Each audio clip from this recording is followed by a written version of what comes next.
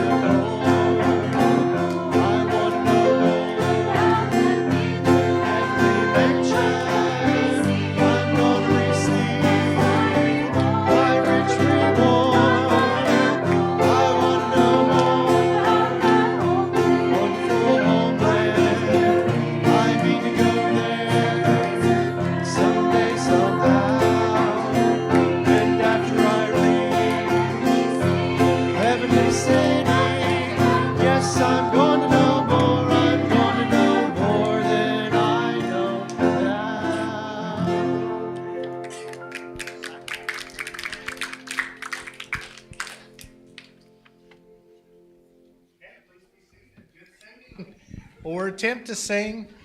Good listening, good praising. You know, when we get to heaven, we'll be with Christians who they spoke another language here on earth and sang different songs that we've never heard before. It doesn't make our songs any better. It's all about the same God. I just can't understand the words. But hopefully my heart can. All right. How about we have some kids have a verse or a song or something that they want to share. Kids, now's the time.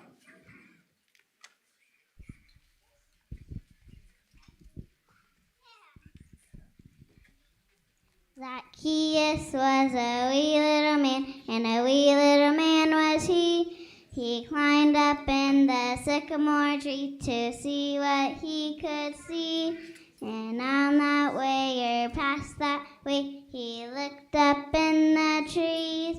And he said, Zacchaeus, you come down, for I'm going to your house today. I'm going to your house today. Yeah. Rejoice in the Lord always.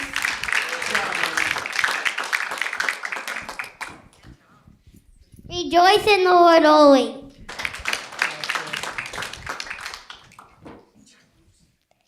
Jesus was a wee little man, and a wee little man was he.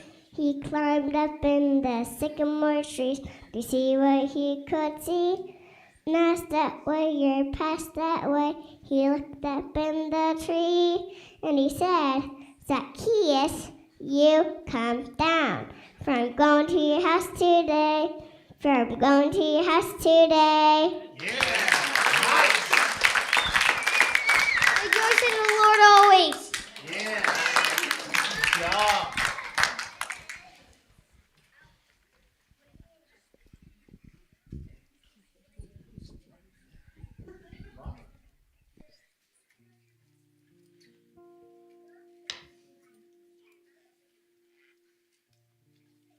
Okay.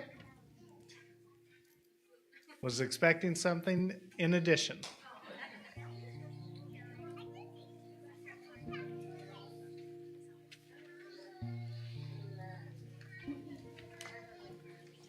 Here it comes.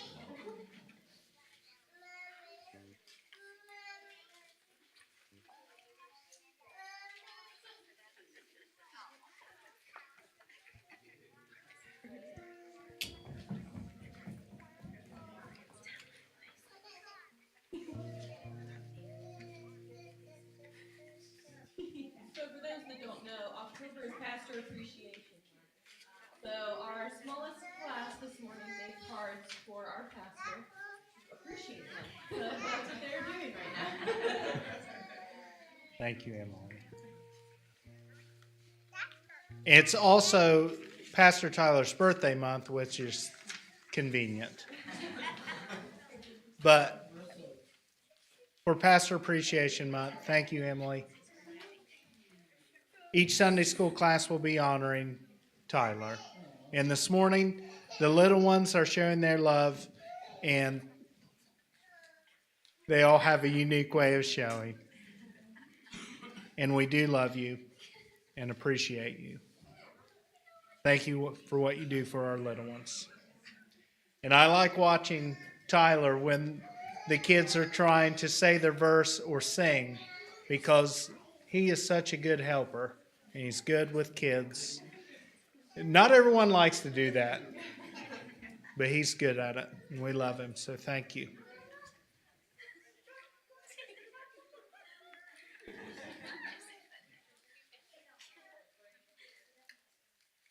All right, so we'll enjoy more of that this month, and we will continue to show love for Tyler. How about we have our children's offering this morning? Penny offering.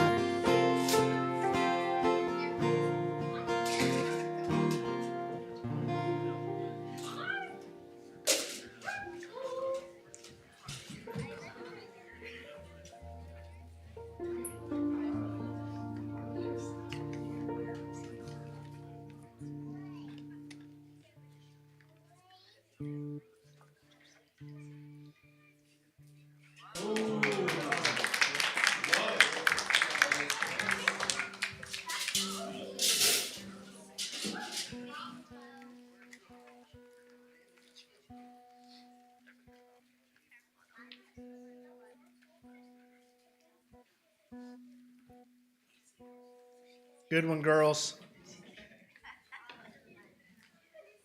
Okay.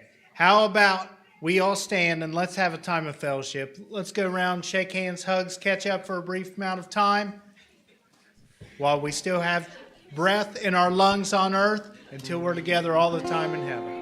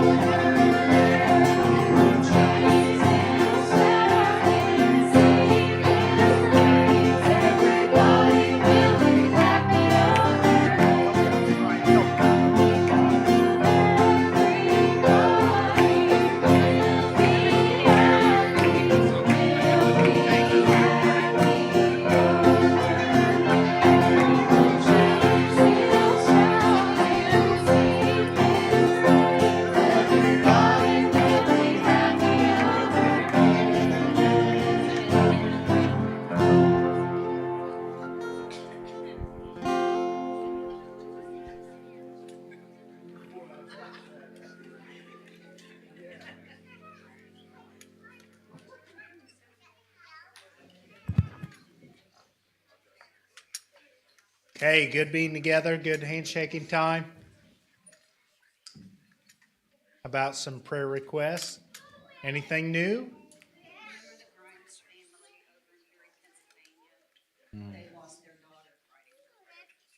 Okay.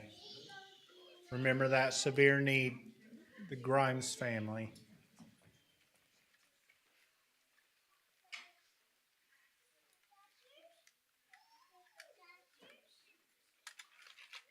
Yes, remember the two requests Pastor Tyler mentioned this morning about those in need and for their services this morning.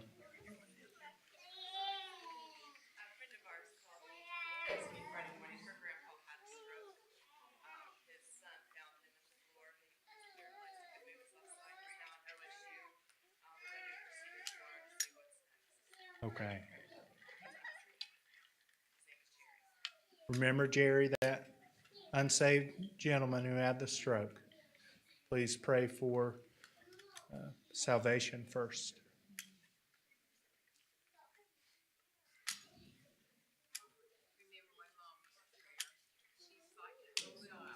Good. All right. Pray for Pat's mother and her transition. Pray for her to have a happy time. I'd like for you to remember Josh.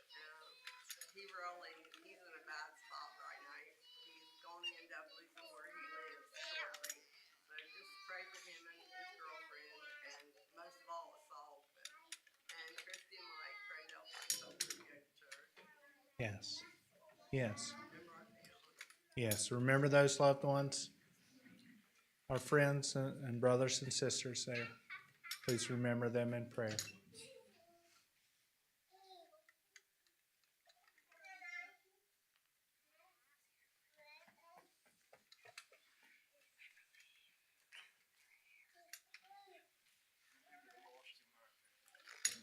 Yes. Please remember the lost in John's family. We all have lost friends, co-workers, neighbors.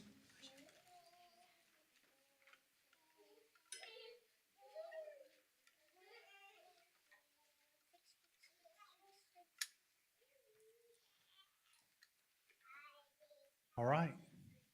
We all have unspoken requests. We do. Please lead us out, brother. Let's believe.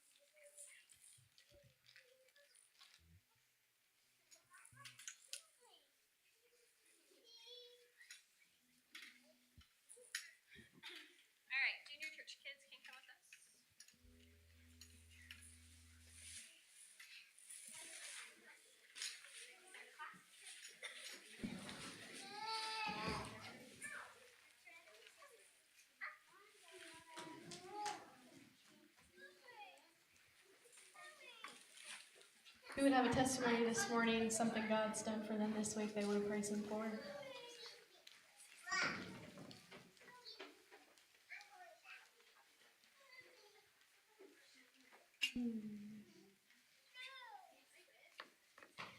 God didn't do anything this week? I just have such a hard time believing that.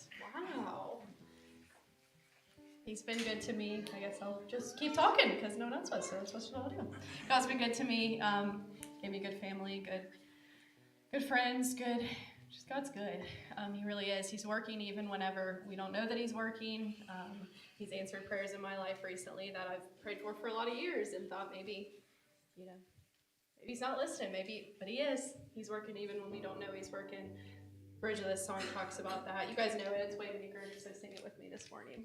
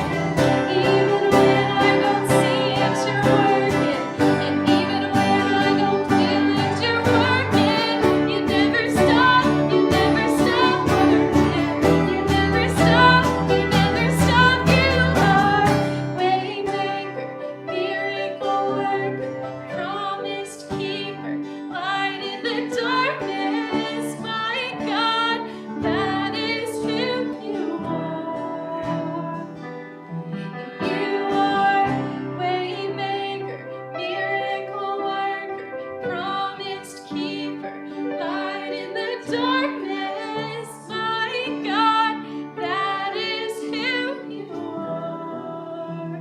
We're going to sing that bridge again because I know there's been times in our lives, maybe you're working through this right now. You don't see God working in this situation. Maybe you don't feel like He's working in this situation. But He is. He never stops. He never stops working. Doesn't matter how we're feeling, doesn't matter what we see, doesn't matter what the situation is right in front of us. He sees the bigger picture. He is always working. So sing this bridge with me.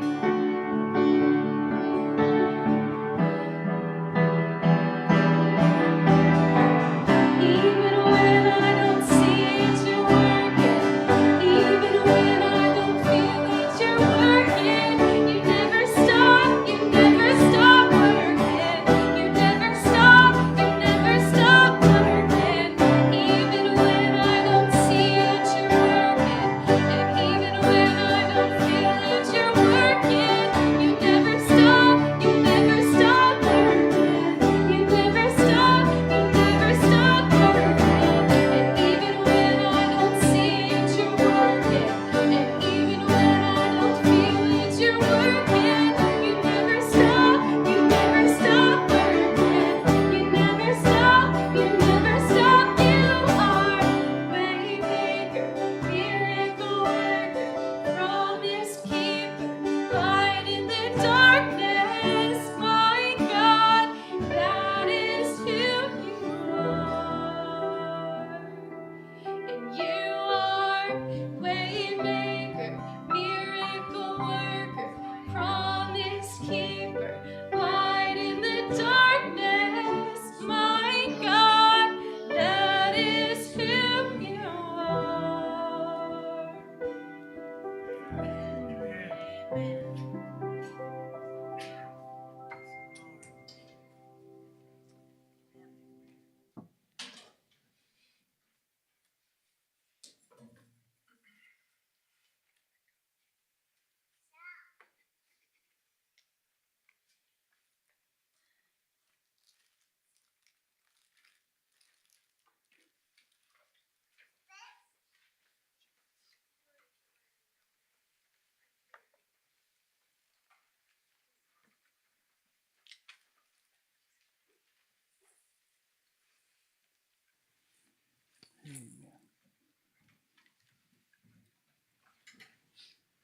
Anybody else this morning? Tyler, I'd like to thank the Lord. I have the ability to start back to work tomorrow for the first time since June 30th.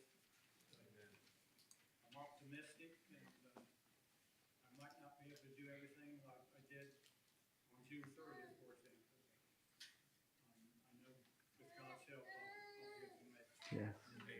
Amen. Bless you, Lord. Amen.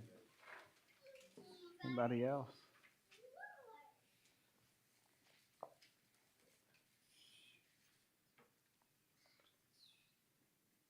I'm truly thankful for the Lord. Even though my hand's not where I'd like for it to be, I see better days and worse days. Still thank the Lord for all the other stuff. You know, it's only one thing that's in our life.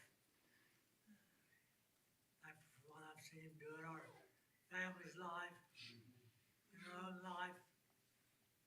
See some shortcomings. Thankful to know that God is always there and always willing to guide us and direct us. Praise His name this morning. Amen. Anybody else?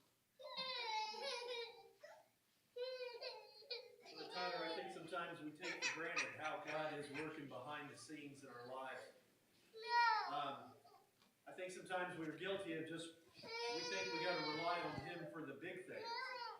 Whenever some big thing works out, we believe that, oh yeah, God really intervened in that big thing. But He is walking and He is with us in so many small things. Yes. And last night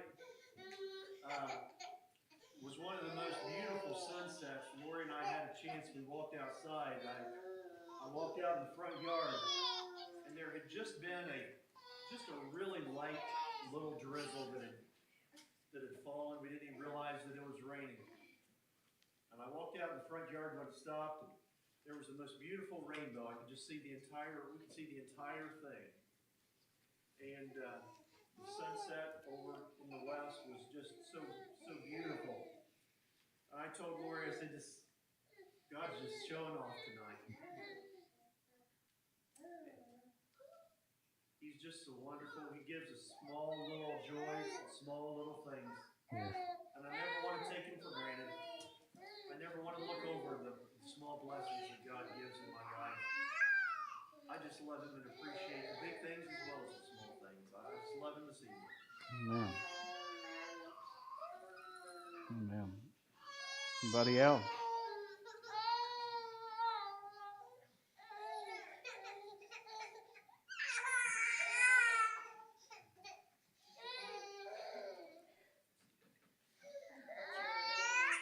I'll praise God. I want to thank him for watching over me once again when I fell. And he's so good to me.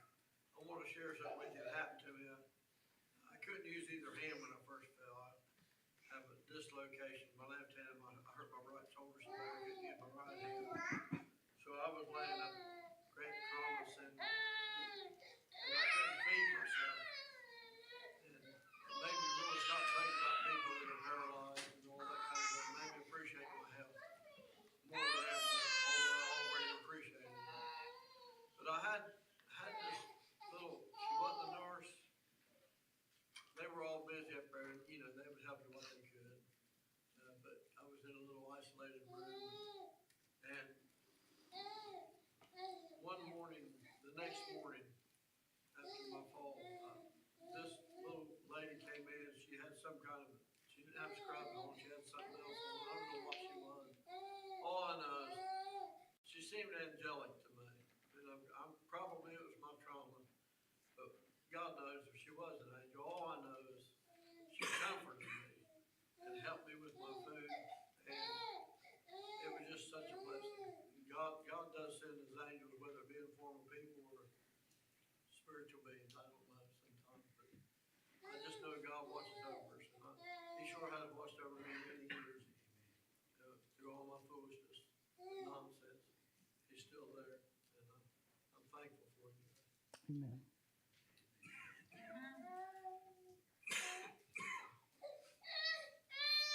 Anybody else?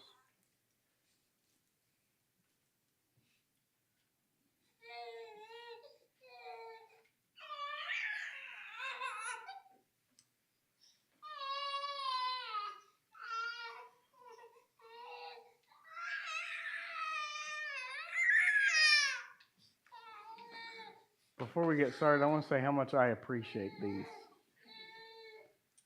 I have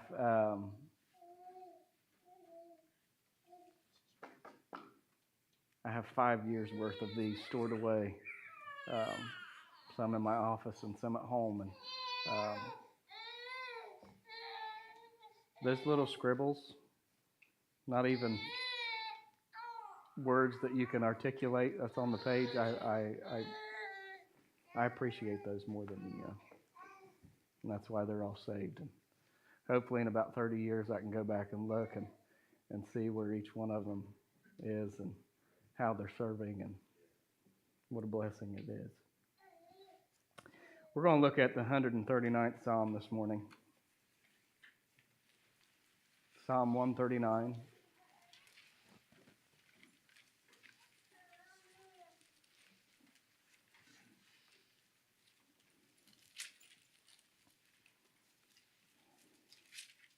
By the way of many testimonies and songs sung this morning, it goes right with the psalm that we're going to read. So Psalm 139.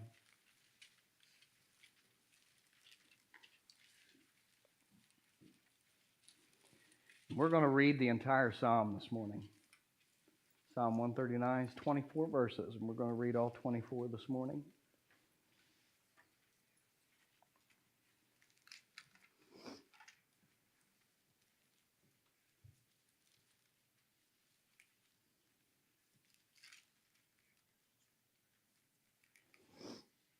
And as we read through this chapter, I want you to really focus in on what is being written. Um, of course, David is writing this psalm to the chief musician, and as he is writing this psalm, he is writing this psalm as a celebration of the attributes of God, of who God is, and His infinite knowledge and His infinite presence and His intimate involvement in the lives of His creation, and how God is all-knowing and all-powerful and is everywhere, expressing that fact that no matter where we are, God is. And no matter what we are going through, God is there. And every part of creation is His.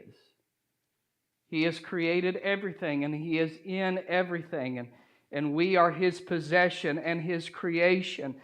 And with Him taking time to create us and us being His possession, He knows every single detail and every part of us. Even when no one else knows, God knows. We are precious in His sight. As He says and later on in the chapter, we are fearfully and wonderfully made.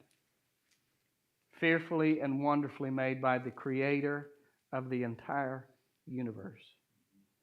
And so I want you to think about those things as we read through this chapter. And we may just get through reading this chapter and that's all we need for this morning. And if it is, that's fine.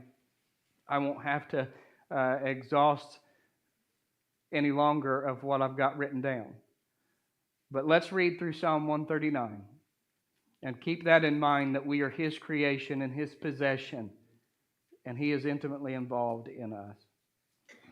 Verse number 1, it says, to the chief musician, a psalm of David, O Lord, Thou hast searched me and known me. Thou knowest my down sitting and mine uprising. Thou understandest my thought afar off. Thou compassest my path and my lying down, and art acquainted with all my ways. For there is not a word in my tongue, but lo, O Lord, Thou knowest it altogether. Thou hast beset me behind and before, and laid Thine hand upon me. Such knowledge is too wonderful for me. It is high, I cannot attain unto it. Whither shall I go from Thy Spirit, or whither shall I flee from Thy presence? If I ascend up into heaven, Thou art there. If I make my bed in hell, behold, Thou art there. If I take the wings of the morning and dwell in the uttermost parts of the sea, even there shall Thy hand lead me, and Thy right hand shall hold me. If I say, surely the darkness shall cover me, even the night shall be light about me. Yea, the darkness hideth not from Thee, but night shineth as the day. The darkness and the light are both alike to Thee. For Thou hast possessed my reins. Thou hast covered me in my mother's womb. I will praise Thee, for I am fearfully and wonderfully made. Marvelous are Thy works, and that my soul knoweth right well. My substance was not hid from Thee when I was made in secret and curiously wrought in the lowest parts of the earth. Thine eyes did see my substance, yet being unperfect.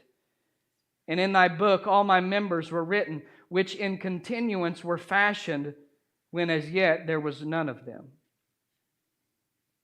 How precious are Thy thoughts unto me, O God. How great is the sum of them.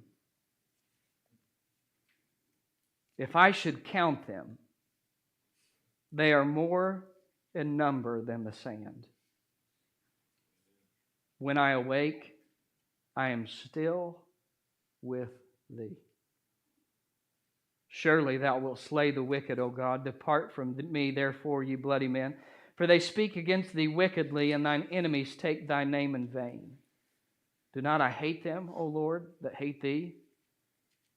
And am not I grieved with those that rise up against Thee? I hate them with a perfect hatred. I count them mine enemies. Search me, O God, and know my heart. Try me and know my thoughts, and see if there be any wicked way in me, and lead me in the way everlasting.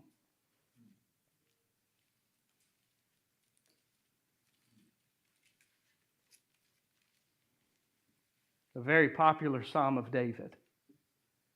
But a lot of times we just read the middle section of how we're fearfully and wonderfully made and forget to put the whole thing together. But as he begins to paint the picture in Psalm 139, we see the goodness and the greatness and the graciousness of God, and how God has been involved in us since the beginning. And David alludes to that in those first few verses, that the moment of conception, God is involved. But he takes it even a step further and says, even before conception, we are a thought in God's mind. Showing how powerful and how wonderful it is to be involved with the God of all creation.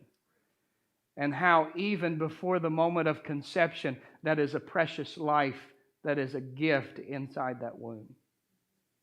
And how God has been involved and created us in that place, and every single step of the way, we see His involvement. I'm not going to take the time to go through everything that happens in the 9 months of creation when you're in the womb. Maybe I will sometime, but not today. But the thing about that is that David did not have the knowledge that we have today of what occurs. David did not have the ability to see inside the womb and watch the development of a child. He didn't have the ability to hear the heartbeat when it's able to be heard. He didn't have the advanced technology that was able to see the 3D and 4D image of the child before it is on the outside of the womb. But yet, when he was speaking to God, he spoke in such a way that he knew that God was involved in every aspect. And then when he continues to speak, he continues to say that even then, God is involved, and even when we're on the outside, God is still involved. There is no time that has lapsed in between, but God is with us in every single step of the process. From before conception, the moment of conception, after birth, all the way up until we take our last breath in this earthly body, and then we enter into eternity, we are not apart from Him. And so he begins to speak of those things and talks about the fact that God knows each and every one of us. Even in the simplest things, even in the most complex things, even in every single aspect of life, God knows who we are. Matthew talked about that a little later in chapter number 10, where he says that He even knows the number of hair that's on our head. Even in the unconsidered things, we don't think about how much hair is on our head. We don't think about how many hairs we've lost over the period of our lifetime. We don't think about those things. We don't consider those things. But yet that is still intimate knowledge that is concerning to God. He knows those types of details. And in that time of creation, God is involved in that process, and He is with us. And so He knows those, even from the smallest of thoughts that we think, even to the words that we say. Such knowledge that God has of us is so wonderful. David talks about that, and he says that, verse number 6, such knowledge is too wonderful for me. It's too high. I can't attain unto it. I can't comprehend that type of knowledge. I can't comprehend a being that would want to be involved with me in such a way. I can't comprehend somebody that would want to know every single detail of me and still love me. I can't attain somebody that would know the deepest, darkest secrets of me and still want to be involved with me. I can't attain that type of knowledge. That comprehension is just way more than I can even come around. Amazed and astounded would be the two words to describe David as he's speaking of the Lord in this chapter. Spurgeon once said that such knowledge not only surpasses my comprehension, but even my imagination. I can't wrap my mind around it. One day we might understand it, but now I can't comprehend. So not only the fact that God knows me and every detail, but the fact that He is with me in every single aspect. David considered the truth that God was present in everywhere, in every situation. There was no corner or dimension that was hidden from Him. Heaven wasn't too high, hell wasn't too low, but the presence of God was in every single part. Now, David probably didn't understand or probably didn't have knowledge of the Trinitarian theology of the Holy Trinity of God the Father, God the Son, and God the Holy Spirit.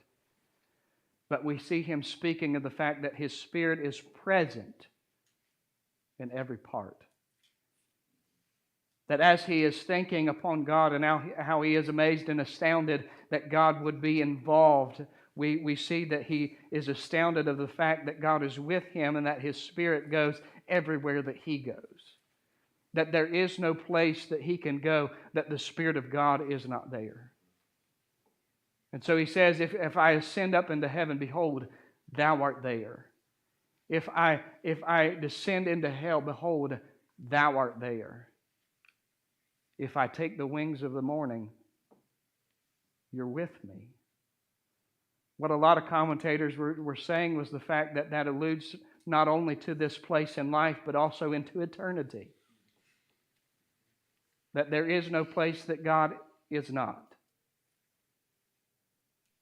And that the wings of the morning alluded to the fact of the speed of light, that as light begins to rise on the horizon, as the sun begins to peek over the mountains and begins to shine upon the earth after the darkness of night, light begins to touch every single aspect. And we see that the speed of light is one of the fastest things that we could ever try to comprehend or try to track in this world. And they've tried to track the speed of light, and it's so fast. And he says that if I take the wings of the morning,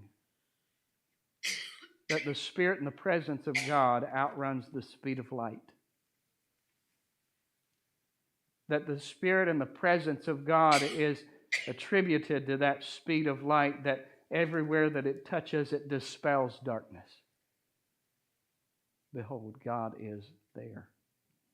Not only is He with me, but His presence is every single place. And we talk about the fact that He forms us, and the all-knowing and ever-present God has enough care and concern to fill us and to form us, and says He skillfully wrought us in the lowest parts of the earth.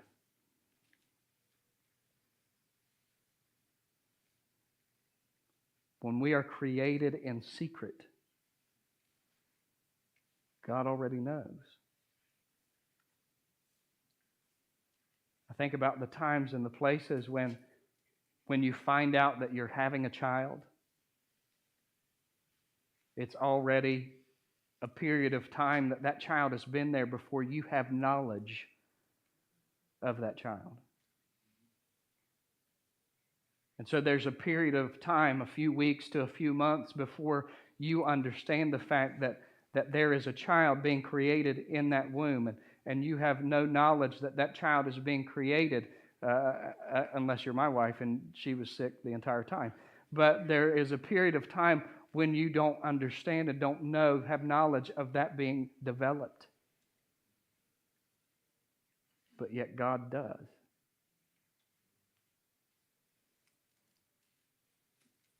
And so not only is He involved, but He is with us in every single aspect. There's nowhere that we can go that He is not.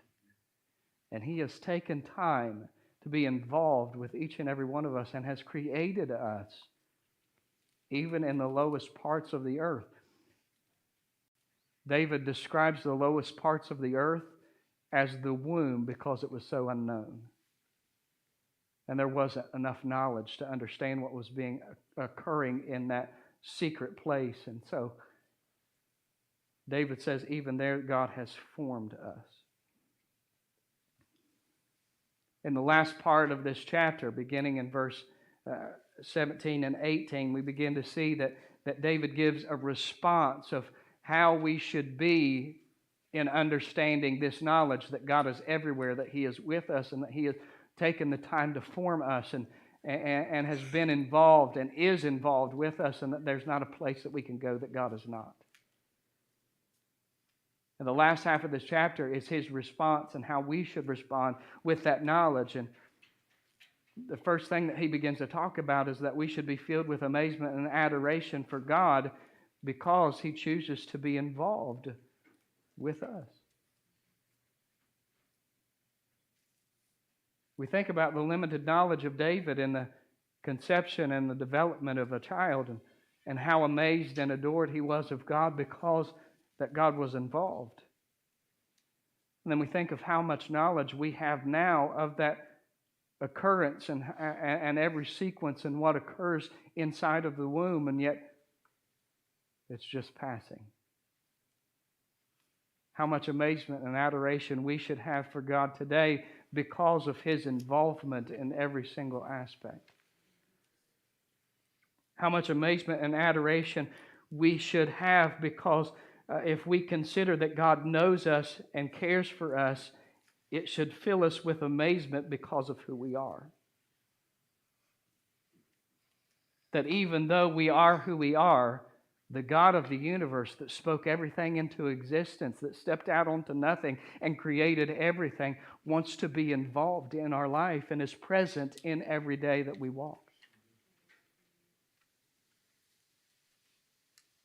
The same God that took the expanse of nothing and darkness, and literally light came out of His mouth. Everything that is came to be through His speaking. He is concerned with me and with you. That should fill us with amazement and adoration to know and understand that the all-powerful, all-knowing, ever-present God knows me and knows you. And has known us since the moment that we were conceived and began to develop. And that He would be involved and care for us. That He would listen to our prayers. That He would answer our prayers. That should fill us with amazement and adoration. That should fill us with a humble feeling to know that He knows us and He cares for us and He considers to answer these prayers. You realize He doesn't have to do that, right? But He chooses to because He wants to be involved with us. He doesn't have to listen and answer those prayers, but He has such concern for where we are that He listens.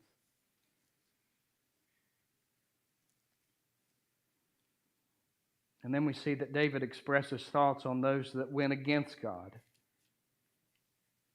And that David goes against the ideals of those that curse and turn their back on God. And he holds on to that idea that to love God is to hate evil. We as believers, in awe and amazement of who God is, should desire to abstain from those things of the world. And so David begins to allude to the fact that standing in awe and amazement of God in His consideration of us, His loving us in spite of who we are, Him loving us in spite of our sin, Him sending His Son to die for us on the cross, and us standing in amazement and adoration should also stand in righteousness. Putting off the things of this world to pursue the things of God. And so in standing in that amazement and adoration, should desire to be different from this world, not involved in the evil ways and the evil practices, not to be standing in and be seen as friends of the world, but to be different.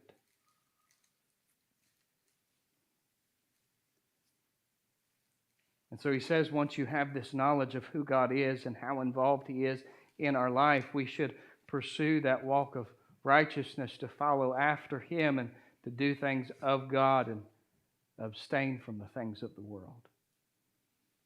There should be a difference in us, in who we are and what we do. If we look like the world and act like the world, do we really stand in the adoration and amazement of who God is? But if we really stand in the amazement and adoration of who God is, we should also be walking in the pursuit of a different path.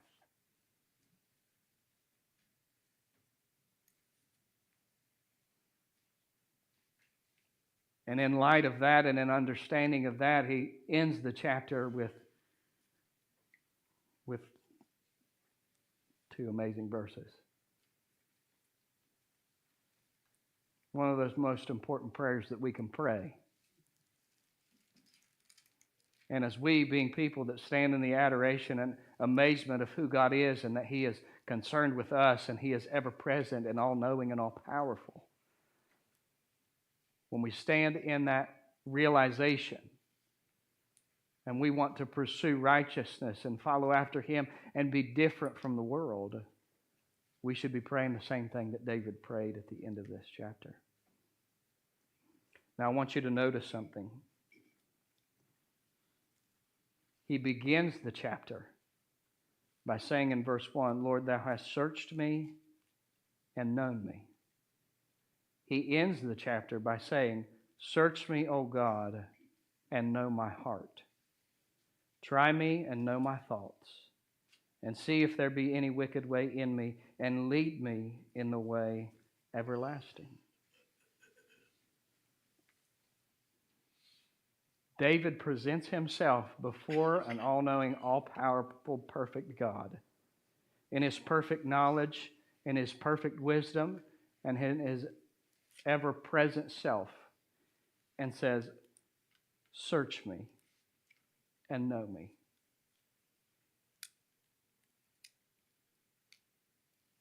This is not just some surface-level type of acquaintance.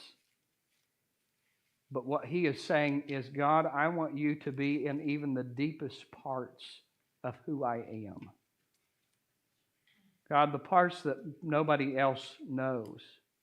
God, the parts that nobody else has access to, I want you to search and know. Be in those places. And so what he is expressing is his love and trust in who God is. Admitting that God knows better than anybody else. That in his all-powerful, infinite wisdom, he already knows what's in those places. David is releasing access. So God, I already know that you know. Now take care of this and clean it out. He says, search me and know my heart. Try me and know my thoughts. Some took that translation of the word thoughts to the word anxieties. Search me and know those anxieties. Search me and know those things that present themselves as fear.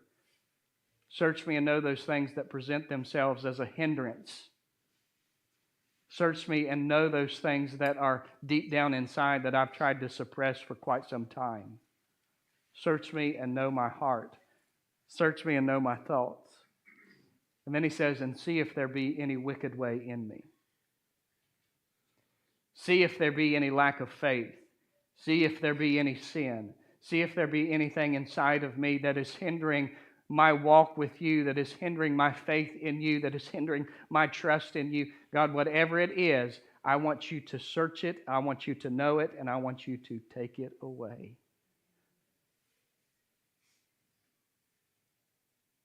He's laying himself out before a holy, all-knowing, all-righteous God.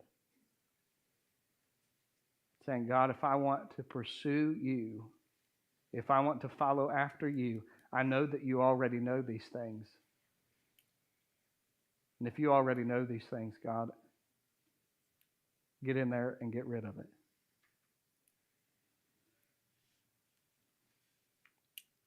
Allowing God to move through those deepest chasms of our heart and allow God to remove those things that needed to be moved, cleaning those things that needed to be cleaned out. Ultimately, to be led by God fully. Because when we have those things that are kept down in, and we have those things that we've held on to, and we have those fears and that lack of faith and anger or whatever it might be, jealousy, whatever it might be that we've hid down inside of that chasm, those are things that hinder us being fully led by God. God already knows in His infinite wisdom and ever-present self what's inside of there. We have to allow God to take care of that so we can be fully led by God.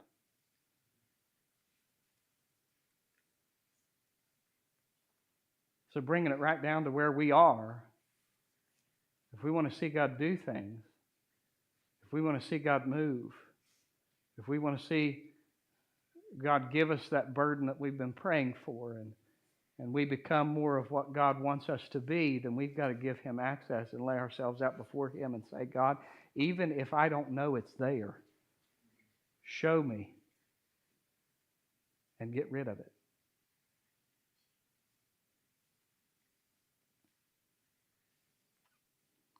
That's not easy. That's not easy because when we begin to pray prayers like David prayed at the end of this chapter, God begins to do things that hurt. Things that we might not even consider to be a hindrance, but now God is putting His finger on it because it's hindering what we're doing with Him.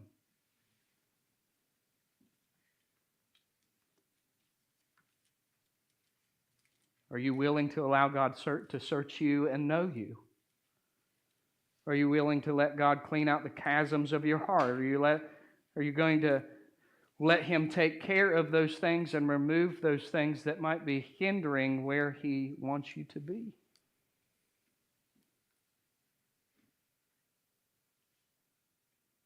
David lists all those attributes of God and says how wonderful and how infinite God is. And then he ends it with one simple request that says, God, search me and know me. Know my heart. Know my thoughts. See if there be any wicked way in me.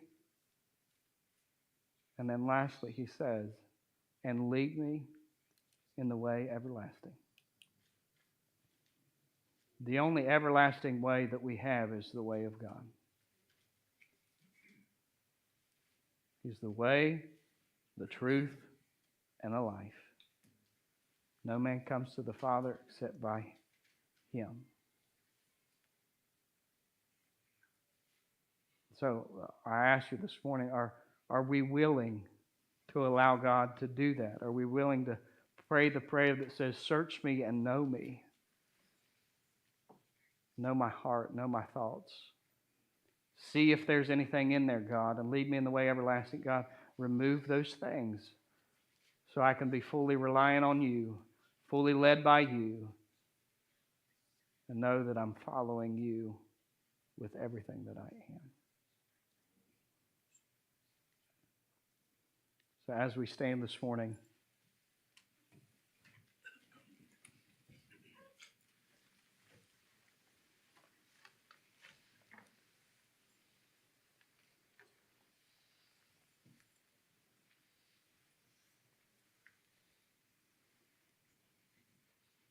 nobody looking on, nobody moving around for just a little bit of time.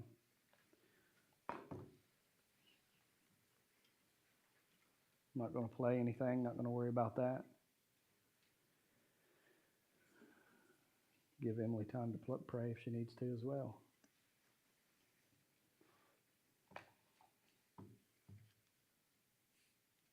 But we know that we stand on a great horizon of what God has for us, not only as individuals, but as a body.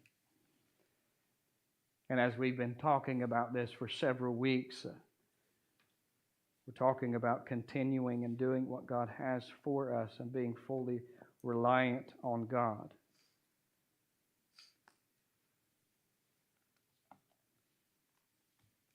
And I want to be candid with you this morning and be transparent with you this morning and say I fully believe we're running out of time.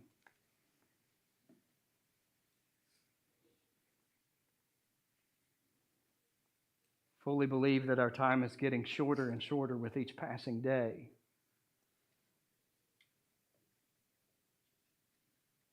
So this is not something to be put off, but something to be taken seriously and say, God, search me and know me and remove those things that might be in there that's hindering me advancing your cause and me being used by you. God, reveal those things to me and take care of those things. God, if sin is standing in the way, I want you to remove it and make me a new creature. God, if there's anything that I'm holding on to, I want you to remove it so I can be fully reliant on you. God, whatever it is, I want you to take care of. And so I wonder who would be willing to pray that prayer this morning. Even if you think everything is just fine and good inside of you. Who would be willing to pray that prayer? Say, search me and know me. Know my heart, know my thoughts. See if there be any wicked way in me. See if there's anything that I've got to deal with, God. I relinquish myself to you. God, I want you to be involved. And I know, God, that you already know, and I want to give you access to taking care of those things and removing those things so I can allow you to take care of it.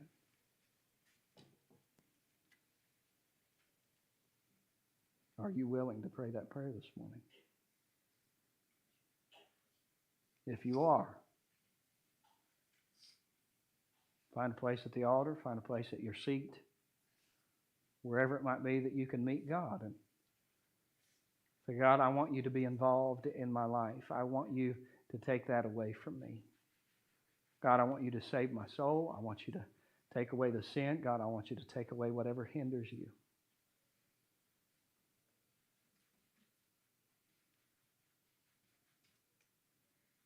If that's you this morning, step out, grab the hand of the person next to you, bring them to the altar.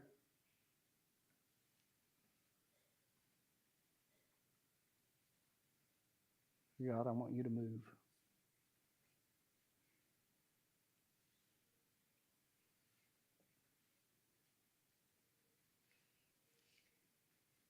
Don't wait this morning. Don't hold out on him. Let him do what he's come to do. If you feel him moving inside of you, now's the time for you to move.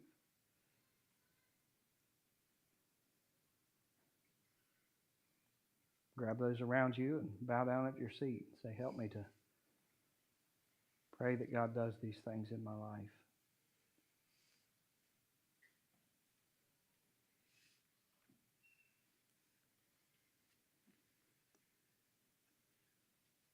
Just going to wait a few more minutes. Anybody else this morning willing to say, search me and know me? Forgive me of those things I've held on to, God, and remove those from my life. I want you to be involved.